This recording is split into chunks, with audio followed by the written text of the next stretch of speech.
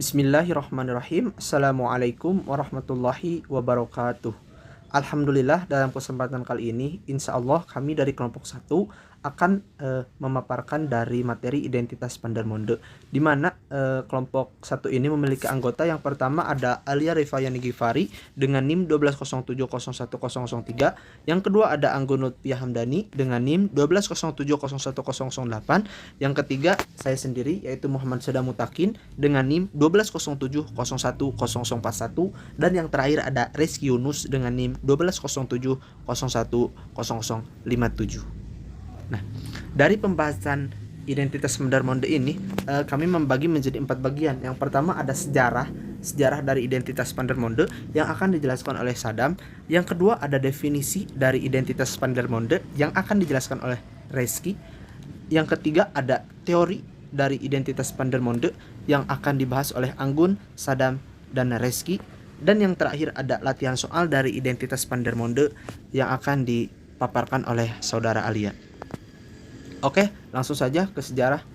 Di mana sejarah dari identitas Pandermonde, kata Pandermonde ini diambil dari kata terakhir sang penciptanya, yaitu Alexander Triple Pandermonde yang lahir di Paris. Nah, pada tahun 1735 sampai 1796, beliau menghabiskan masa mudanya sebagai pemain sepak bola dan beralih sebagai ilmuwan matematika saat berumur 35 tahun. Ia hanya menerbitkan 4 makalah matematika saja, tapi keempat makalahnya tersebut termasuk ke dalam hubungan kombinatorika dan teori determinan, serta yang sekarang disebut sebagai aljabar abstrak dan topologi, di mana dari identitas Pandermonde ini menariknya, determinan Pandermonde walaupun menggunakan namanya determinan Pandermonde sebenarnya tidak muncul dimanapun pada makalahnya. Nah, Pandermonde juga bekerja pada teori musik, yaitu memperdebatkan dari mungkinkah musik dapat menyenangkan sebagai seorang matematikawan. Nah, bahwa musik itu lebih merupakan seni ketimbang sains ya. Nah, selanjutnya yaitu pada definisi identitas Vandermonde, di mana pada teorema Vandermonde ini merupakan 3 serangkai dari teorema identitas Pascal dan juga teorema ekspansi binomial. Nah, jika kita telusuri melalui pembuktiannya, yaitu teorema identitas Vandermonde ini dapat dikatakan misalkan ada M yaitu sebuah anggota himpunan pertama dan juga N yaitu merupakan anggota pada himpunan kedua. Nah, maka banyaknya cara memilih R elemen dari gabungan dua himpunan ini, yaitu N plus M kombinasi dari R. Nah, untuk memilih R elemen dari gabungan himpunan ini, yakni di sini kita mengambil K elemen dari himpunan kedua, kemudian R min K elemen dari himpunan kedua juga. Nah, di mana K adalah bilangan bulat dengan K lebih besar sama dengan 0 ataupun K lebih kecil sama dengan R. Oleh karena itu, N kombinasi dari K ini untuk memilih K elemen dari himpunan kedua dan ada M kombinasi R min K, yaitu cara untuk memilih R min K elemen dari himpunan pertama sesuai dengan aturan perkalian, di mana banyaknya cara memilih R elemen dengan prosedur ini bisa dilakukan dengan N kombinasi dari K dikali M kombinasi dari R min K. Nah, jadi dapat kita katakan bahwa jumlah total banyaknya cara memilih R elemen dari gabungan dua himpunan ini, yakni sigma K sama dengan 0 mendekati R, N kombinasi K dikali M kombinasi dari R min K. Nah, setelah kita telusuri, di sini kita telah mendapatkan dua ekspresi untuk menentukan banyaknya cara untuk memilih R unsur dari gabungan himpunan dengan M item dan juga himpunan dengan N item. Nah, menyamakan kedua persamaan ini, maka didapatkanlah hasil identitas Vandermonde. Saya Anggun selanjutnya akan membahas mengenai teori identitas Vandermonde. Jadi identitas Vandermonde ini misal M, N, dan R merupakan bilangan bulat tak negatif, di mana R kurang dari sama dengan M atau R kurang dari sama dengan N, maka berlaku persamaan sigma dari K sama dengan 0 sampai R, N kombinasi K dikali M kombinasi R dikurang A itu akan sama dengan N ditambah M kombinasi R. Nah, bukti ini misalnya nih, ruas yang di sebelah kiri itu ini ya. itu memasangkan sebuah panitia berukuran K dari sekelompok N orang dengan panitia berukuran R dikurang K dari kelompok kedua yang terdiri dari M orang. Jadi di sini tuh ada dua kelompok, yang mana kelompok pertama itu dari sekelompok N orang dan akan dibentuk panitia berukuran K, dan dari kelompok M akan dibentuk panitia berukuran R dikurang K gitu. Nah, kita menggabungkan dua komite. Nah, kita mendapatkan satu dengan ukuran R, di mana K berasal dari kelompok pertama dan R min K berasal dari kelompok kedua. Jadi ada dua kelompok. Yang pertama itu kelompok dari N, dan kelompok yang kedua itu dari kelompok M. Dan menjumlahkan semua kemungkinan nilai K harus menghasilkan jumlah total cara untuk memilih komite berukuran R dari dua kelompok N plus M orang, yaitu N plus M kombinasi R. Nah, selanjutnya kita akan membuktikan kenapa ruas kiri bisa sama dengan ruas kanan. Nah, triknya adalah melihat dari ekspansi binomial dari 1 plus X, yaitu di sini kita akan mengambil 1 ini menjadi Y sama dengan 1. Nah, 1 plus X pangkat M plus N ini bisa dipecah menjadi 1 plus X pangkat M dikali 1 plus X pangkat N. Kemudian kita uraikan dengan menggunakan ekspansi binomial 1 plus X pangkat M plus N, itu bisa didapat menjadi sigma dari K sama dengan 0 sampai M plus N binomial K dikali X dikali K. Nah, ini itu sama dengan teorema binomial.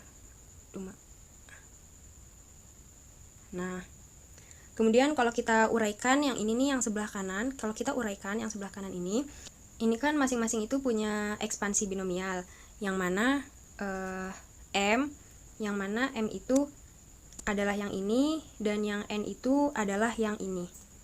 Nah, kemudian kalau kita kalikan antara ini dengan yang ini, lalu kita kumpulkan suku-sukunya, maka jika kita coba dengan koefisien X sama X0,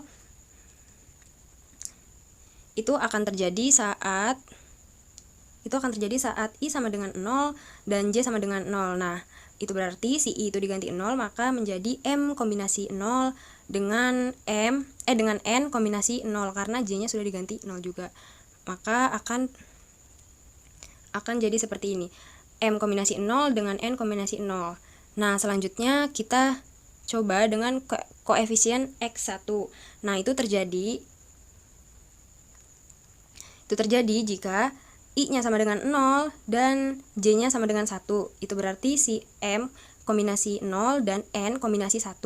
Nah, lalu akan terjadi seperti ini. M kombinasi 0 dengan N kombinasi 1.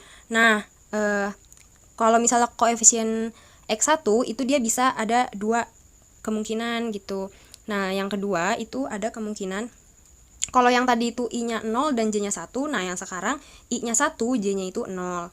Nah, berarti menjadi M kombinasi 1 dengan N kombinasi 0. Nah, akan menjadi seperti ini.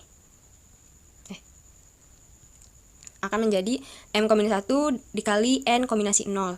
Nah, selanjutnya itu kita mencoba menggunakan koefisien X2.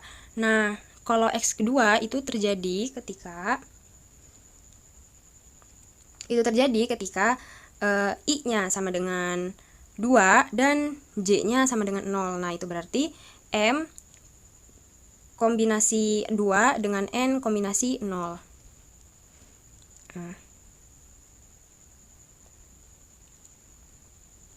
Tadi kebalik, berarti tadi yang ini dulu ya. M kombinasi 2 dengan N kombinasi 0.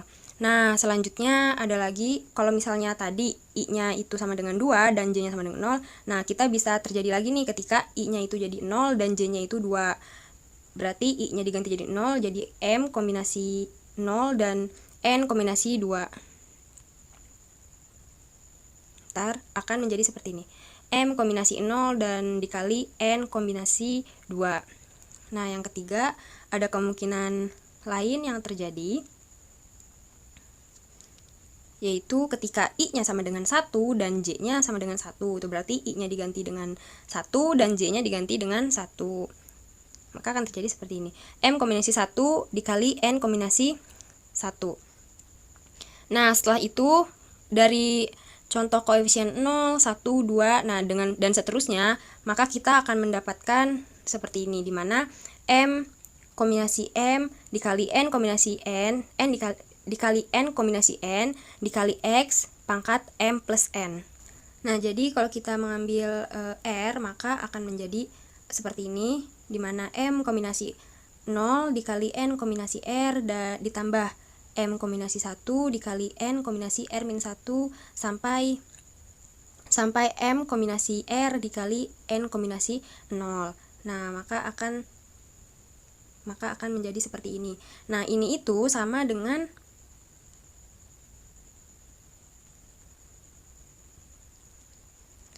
yang ini gitu. Jadi terbukti bahwa ruas kiri sama dengan ruas kanan. Oke, saya Alia. Saya akan membahas mengenai contoh soal dan penyelesaiannya. Nah, mungkin tadi kita sudah bahas contoh soal di halaman 69 dan sampai 70 maupun di halaman 123.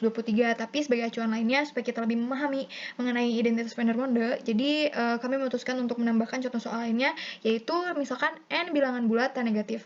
Maka 2N kombinasi K itu sama dengan sigma K sama dengan 0 ke N kombinasi K kuadrat gitu. Nah, kita di sini itu membuktikan gitu bagaimana si ruas kiri ini tuh sama dengan ruas kanan menggunakan identitas Vandermonde. Nah, kita tahu bahwa identitas Vandermonde itu yaitu M ditambah N kombinasi R itu sama dengan sigma K sama dengan 0 ke R M kombinasi R min K N kombinasi K. Nah, di mana ruas kiri ini tuh merupakan ruas kanan gitu menurut identitas Vandermonde.